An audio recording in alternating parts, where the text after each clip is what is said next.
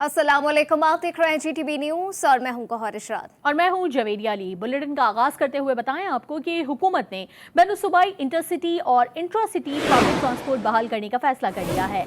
आज से ताहुक्म सानी पब्लिक ट्रांसपोर्ट 50% मुसाफिरों के साथ चलाई जाएगी। रेलगाड़ियां 70% मुसाफिरों के साथ चलाने की इजाज़त होगी। NCOC ने तमाम मार्केट्स और दुकानें 17 मई से रात 8 बजे तक खोलने की इजाज़त दे दी।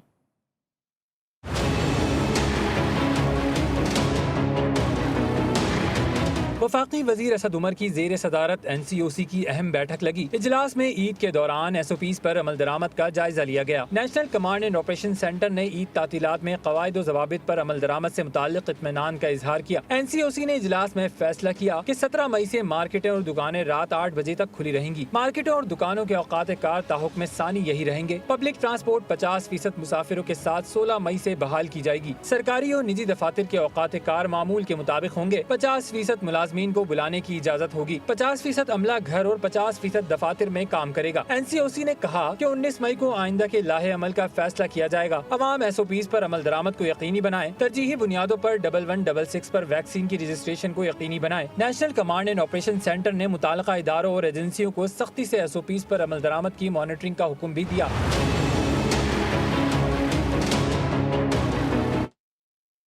NCOC ने पाबंदियों में नरमी क्या की? कराची के शहरियों ने शहर को कोरोना फ्री समझ लिया। बड़ी तादाद में शहरियों ने बंस रोड का रुख कर लिया, जहां दुकानदार और शहरी दोनों ही SOPs की खुलेआम धज्जियां उड़ाते दिखाई देते हैं। मजीद तफसीलात जान लेते हैं अली रजा से। अली रजा, बताइएगा क्या मनाजिर है बंस रोड के?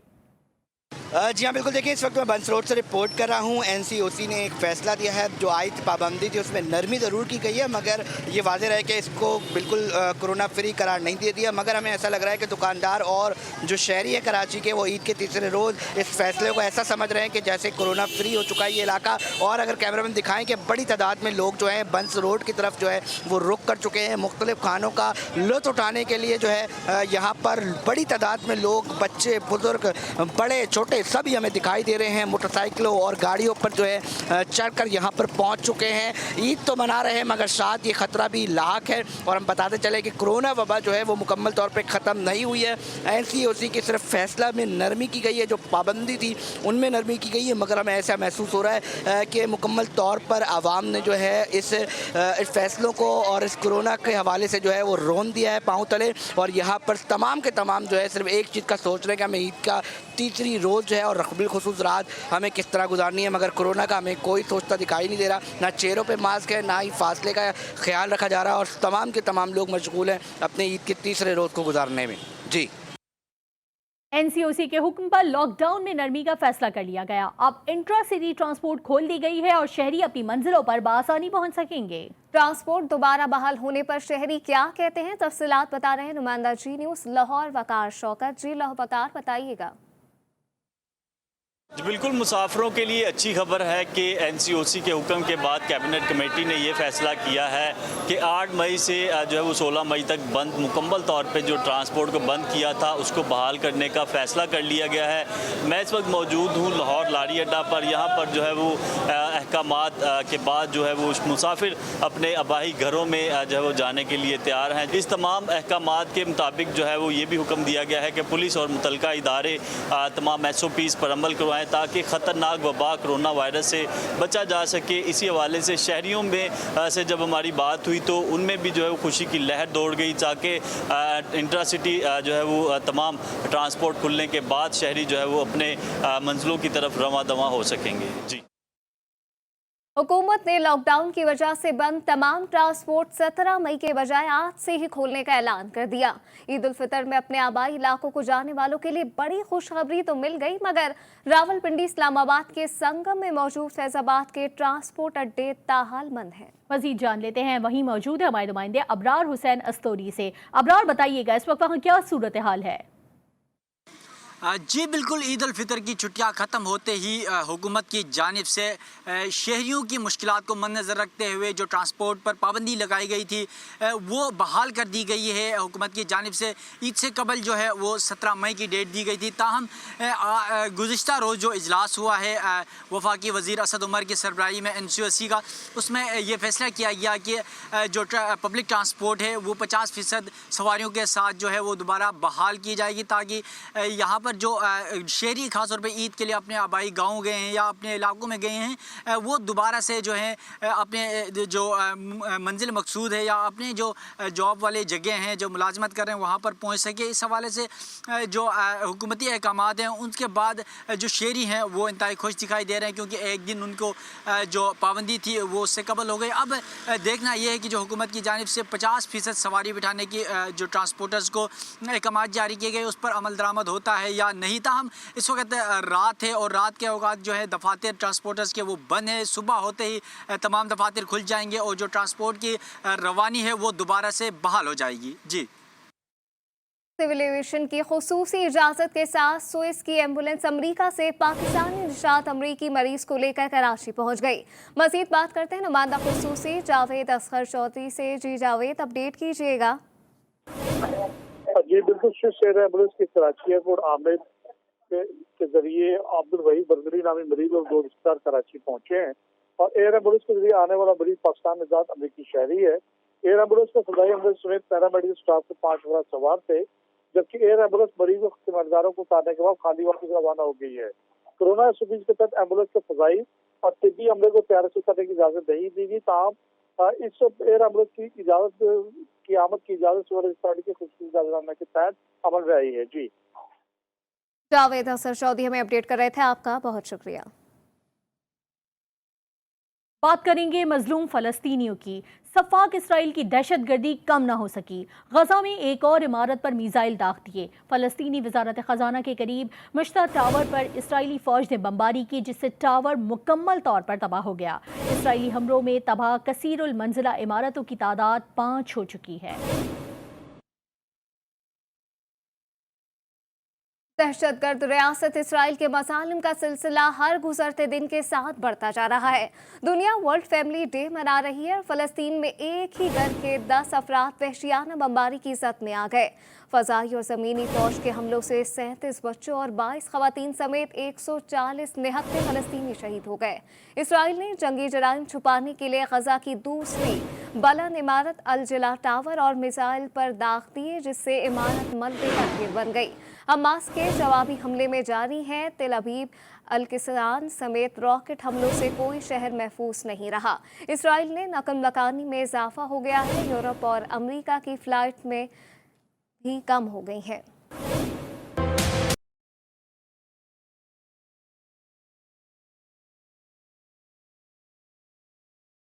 ना तो गासिब दहशतगर्द इसराइल के मजालिम रुक रहे और ना मजलूम फलस्तीनियों के हौसले पस्त हो रहे। इसराइल के गजा और मगरबी किनारे में जंगी जराइम जारी, फिजाई हमलों और जमीनी फौज की बमबारी से शहीद होने वालों की तादाद 140 तक जा पहुंची, जिनमें 37 मासूम बच्चे, 22 खवातीन शामिल हैं। दुनिया फैमिली डे मना रही है और हफ्ते को इसराइल के हमले में एक ही खानदान के 10 अफराद शहीद हो गए। इसराइल ने फलस्तीनियों पर होने वाले मजालिम को दुनिया के सामने लाने की पादाश में मीडिया हाउसेज पर हमले शुरू कर दिए। गजा की दूसरी बुलंद इमारत अल जला टावर पर 4 मिसाइल लगने से 10 मिनट में मलबे का ढेर बन गया। इमारत में अल जजीरा, AP, मुकामी रेडियो और कई आलमी न्यूज एजेंसियों के दफातर के अलावा रिहायशी फ्लैट भी थे।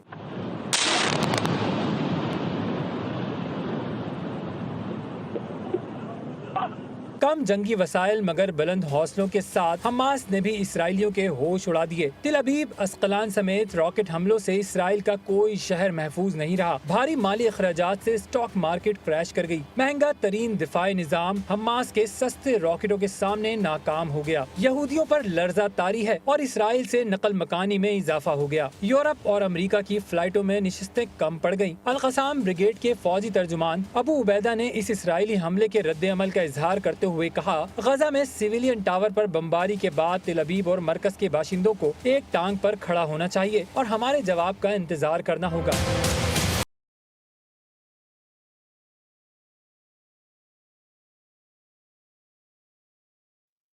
और सोशल मीडिया पर इसराइल की नाकामियों की तशहीर से इसराइली हुकूमत परेशान हो गई है। शदीद अवामी दबाव से बचने के लिए फेसबुक, टिकटॉक और ट्विटर पर पाबंदी लगाने का फैसला कर लिया गया। तमाम सोशल मीडिया साइट्स को बंद करने का हुक्म दे दिया गया। अमेरिका को मसलूम फलस्तीनियों का लहू नजर न आया। मासूम बच्चों के खून से रंगे इसराइल की एक बार फिर हर मुमकिन हिमायत कर दी। जंगी जराइम की आवाज़ों पर अमरीकी सदर जो बाइडन ने इसराइली वज़ीर आज़म नेतन्याहू को टेलीफोन कर दिया। अमरीका इसराइल के हर गलत काम की हिमायत करता आया है। फलस्तीन के चप्पे चप्पे पर फलस्तीनियों का हक है। ईरानी सुप्रीम लीडर की फलस्तीनियों की मुकम्मल हिमायत का ऐलान।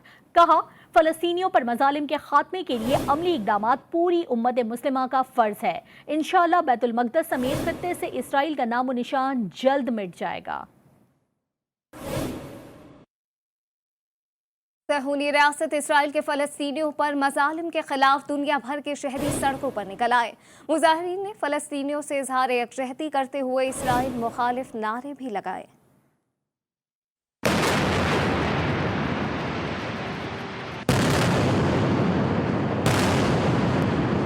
फलस्तीनियों पर मजालिम की आवाज दुनिया भर में सुनाई देने लगी। सिहोनी रियासत के मजालिम के खिलाफ अमरीकी शहर शिकागो में हजारों शहरी सड़कों पर आ गए।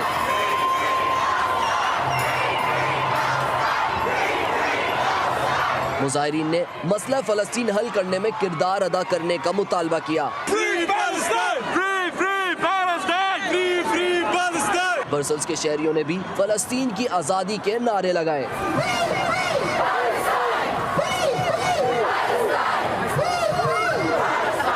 लंदन में फलस्तीनियों से यकजहती के लिए बड़ी रैली निकाली गई। मुजाहिरीन ने इसराइल सिफारत खाने की जानिब मार्च किया। डेनमार्क पुलिस ने फलस्तीनियों के हक में पुरअमन एहतजाज पर शेलिंग की। कई मुजाहिरीन को गिरफ्तार भी किया गया।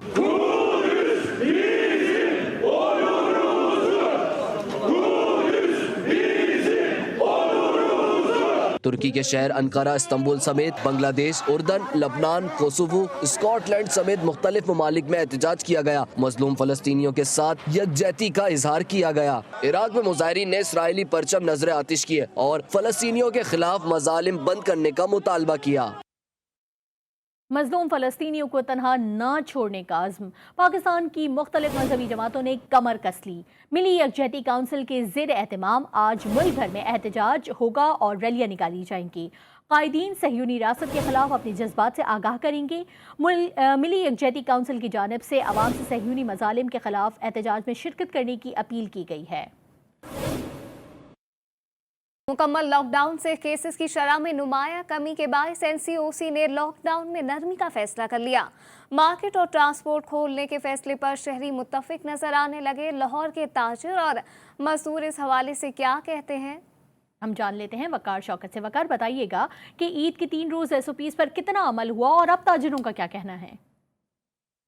जी बिल्कुल, मुकम्मल लॉकडाउन के बाद एक मरतबा फिर से जो है वो हुकूमत की जानिब से लॉकडाउन में नरमी का फ़ैसला कर लिया गया है। NCOC के इजलास में जिस तरह से फ़ैसला किया गया है कि जो है वो 16 मई से ट्रांसपोर्ट को मुकम्मल तौर पे खोल दिया जाएगा, मगर इसके साथ जो है 50% मुसाफरों के साथ ट्रांसपोर्ट चलाई जाएगी। ट्रेनों को जो है वो 17% मुसाफरों के साथ जो है वो चलाने का हुक्म दिया है। दूसरी जानिब लाहौर के जो ताजर बरादरी है, शहरी हैं, वो क्या कहते हैं, आइए उनसे ही जानते हैं। सर, बहुत मुश्किल हालात हैं, ख़ासकर छोटे दुकानदार जो हैं और दिहाड़ीदार तबका जो है, डेली वेजेस जो है, तो ये बड़ा अच्छा इक़दाम है हुकूमत का। जी बिल्कुल, जैसा कि आपने सुना कि शहरियों में खुशी की लहर भी दौड़ चुकी है। ये भी कहा जा रहा है कि ताजर बरादरी भी परेशान थी जो है वो लॉकडाउन की वजह से। ये भी फ़ैसला किया गया है शहरियों की और ताजरों की जानिब से कि SOPs पर मुकम्मल अमल दरामद किया जाएगा ताकि इस ख़तरनाक वबा से जो है वो कारोबार जो है वो ख़तरनाक वबा से बचते हुए कारोबार भी चलाया जाए और ख़ुद को भी महफूज रखा जाए। जी, और ईद की असल खुशी तो उस वक्त हासिल होती है जब दोस्त साथ खाना खाएं और वक्त गुजारें। ऐसी है एक बारबेक्यू पार्टी का अहवाल जानते हैं गुजरावाला से हमारे नुमाइंदे मियां एजाज की इस रिपोर्ट में।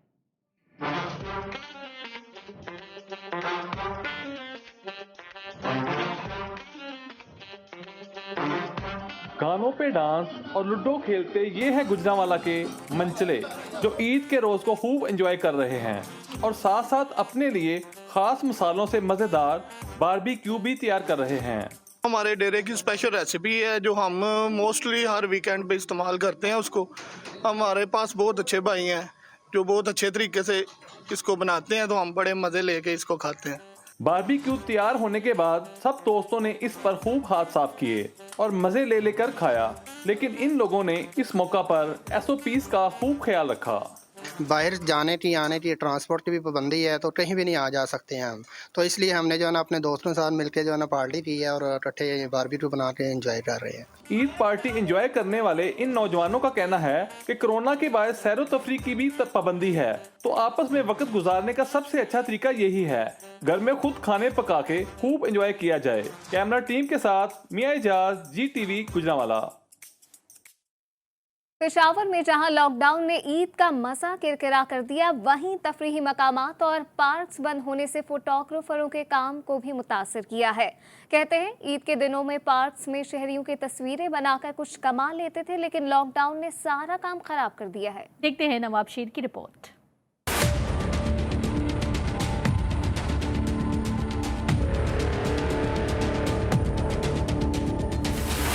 पेशावर में लॉकडाउन ने फोटोग्राफरों को भी नहीं बख्शा और उनके काम को काफी मुतासिर किया। कहते हैं ईद के दिनों में पार्कों में शहरियों की तस्वीरें बनाकर कुछ गुजर बसर हो जाता था, मगर इस बार लॉकडाउन ने सारी उम्मीदों पर पानी फेर दिया।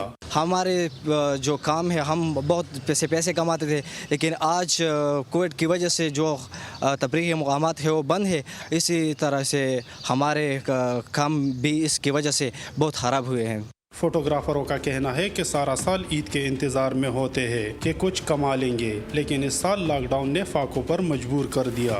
इस लॉकडाउन की वजह से हमारा काम भी ख़राब हुआ है।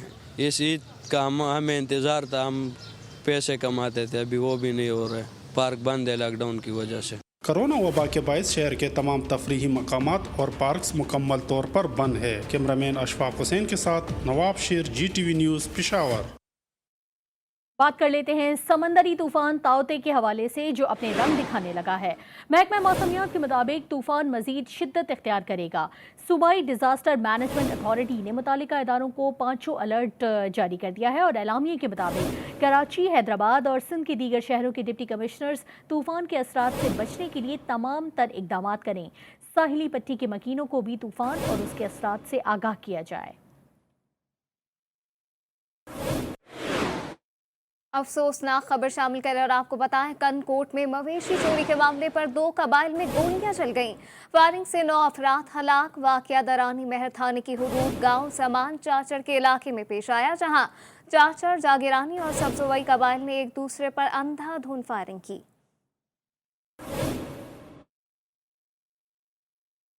गोजर खान में घरेलू झगड़ा 2 जिंदगियों के चिराग बुझा गया। नवाही कस्बा जबर के इलाके ढेरी रांझिया में 2 भाइयों को मौत के घाट उतार दिया गया।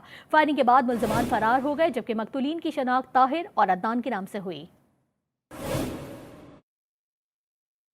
अपनी पेंटिंग्स में रंगों के इम्तिजाज से मुनफरद एहसास उजागर करने वाले मारूफ मुसव्विर जमील नक्श को मद्दाहों से बिछड़े 2 साल बीत गए, जबकि जमील नक्श ने फ़न मुसव्विरी में अपनी एक अलग जगह बनाई। उनके फ़न पारे नई सोच और नए अंदाज की खुसूसियत रखते हैं और इस हवाले से देखते हैं ये रिपोर्ट।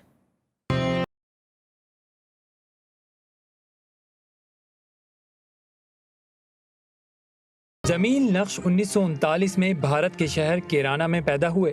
तक़सीम हिंद के बाद पाकिस्तान मुंतकिल हुए और यहाँ नेशनल कॉलेज ऑफ आर्ट्स में दाखिला लिया।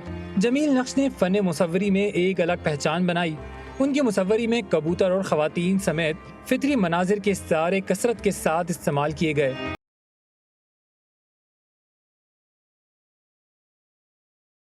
हुकूमत पाकिस्तान ने जमील नक्श को 1989 में सदारती तमगा बराए हुस्न कारकर्दगी और 2009 में सितारा इम्तियाज से नवाजा। जमील नक्श को खिराज तहसीन पेश करने के लिए कराची में एक म्यूजियम भी कायम किया गया है।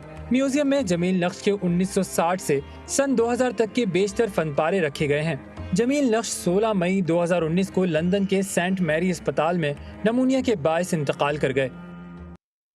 अंकल सरगम से अपनी मुनफरिद पहचान बनाने वाले मारूफ फनकार फारूक कैसर आहों और सिस्कियों के साथ सुपुर्द खाक हो गए।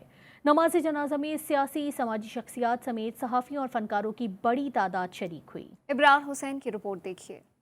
मारूफ लिखारी, ड्रामा नवीस और कार्टूनिस्ट फारूक केसर की इस्लामाबाद के H11 कब्रिस्तान में तदफीन कर दी गई। नमाज जनाजा में IG मोटरवे पुलिस कलीम इमाम, रहनुमा पीपल्स पार्टी फरतुल्लाह बाबर, फनकारों और साफियों समेत बड़ी तादाद में शहरियों ने शिरकत की। अंकल सरगम के साथ जुड़ी यादें लोग कभी फरामोश नहीं कर सकते। उनके जो प्रोग्राम्स हैं हमेशा याद रहेंगे। हैगा का उनको हमेशा अफसोस रहा करता था और वो जिक्र किया करते थे। अभी चंद दिनों पहले भी वो मोटरवे पुलिस में आए, हमारे ऑफिसरों को उन्होंने खिताब किया। तो what a man he was, हमेशा याद रहेंगे। मेरे तो वो उस्ताद हैं, तो मैं तो आज पर्सनली इधर आया हूँ। मैं दुआ गो उनके लिए, उनकी फैमिली के लिए, और हमारे दिलों में हमेशा ज़िंदा रहेंगे वो। पाकिस्तान की 2 या 3 नस्लें ऐसी हैं जिनके बचपन और जिनके लड़कपन के साथ अंकल सरगम और फारूक कैसर का एक अनमिट रिश्ता है। मरहूम फारूक कैसर की टीम के फनकार मेंबरान अंजुम हबीबी और बाबर नियाजी ने कहा कि उनकी खिदमत और फनकारी की वजह से वो हमेशा लोगों के दिलों में जिंदा रहेंगे। लोग कहते हैं कि ऐसे लोग सदियों बाद पैदा होते हैं, लेकिन मैं समझता हूँ कि ऐसे लोग सदियों बाद भी पैदा नहीं होते। फारूक कैसर की अपनी एक शनाख्त थी, ऐसे लोग वाकई सदियों बाद भी पैदा नहीं होते। वो एक ही था और इस दुनिया से चला गया। ये खला पूरा नहीं हो सकता जो फारूक कैसर साहब खला छोड़ के गए हैं, इसको कोई फिल नहीं कर सकता। ये एक ही थे, खुद ही सवाल थे और खुद ही जवाब थे। इतनी बड़ी शख्सियत थी कि इनके लिए बोलना कि हमारा, मुझे तो चलना फिरना, उठना बैठना, मैनरिज्म, लाइन को डिलीवर करना, कैमरे के सामने जाना, मूव करना, ये सब कुछ उन्होंने सिखाया। मरहूम फारूक कैसर जैसी शख्सियत और उनके फन का खिला शायद सदियों बाद भी पूरा ना हो सके। कैमरामैन मोहम्मद अकरम के साथ Ibrar Hussain Astori, GTV news, Islamabad. Panel कौमी खबरें शामिल करें और आपको बताएं, मोदी सरकार और इसराइल गठजोड़ बेनकाब हो गया।